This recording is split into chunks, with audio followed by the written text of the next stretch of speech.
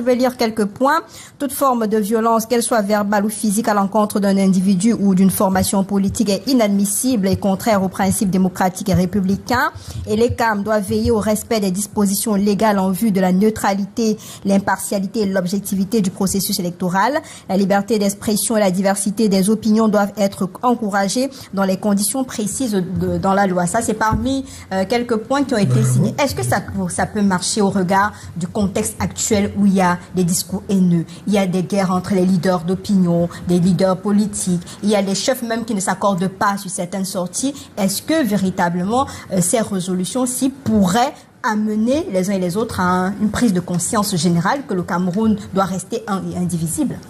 Madame, il faut déjà fixer le cap, et je crois que c'est ce que les chefs traditionnels ont réussi à faire. On fixe un cap, et nous sommes dans un régime à pluralité des partis politiques, par exemple. Donc, vous convenez déjà avec moi que les idéologies ne sont pas les mêmes.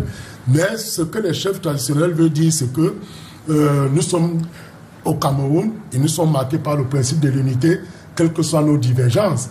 Vous voyez aujourd'hui, Madame Lille, on parle du concept de village électoral ou de village équilatéral développé par un de nos grands-mères, le professeur Roger Gabriel, comme pour dire que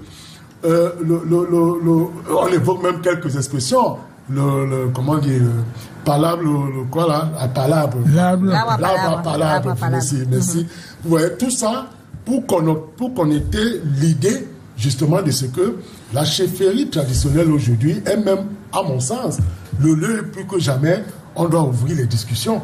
Et c'est la raison pour laquelle il faut féliciter les chefs savants parce que, comme on a l'habitude de le dire, les chefferies traditionnelles sont les vestiges du passé, mais c'est dans le passé qu'on trouve les solutions du futur. Absolument. Et si aujourd'hui nous avons ces chefs traditionnels qui ont pensé à mettre cette plateforme de discussion, je suis très heureux. Quand je suis mon frère Congo, je suis le patriarche Hervé, je me rends compte que c'était du choc. Parce que généralement, on dit, quand vous mêlez ces partis politiques, le PCRN, le NDPC, si vous y ajoutez le MSC, ça devient plus compliqué que cela.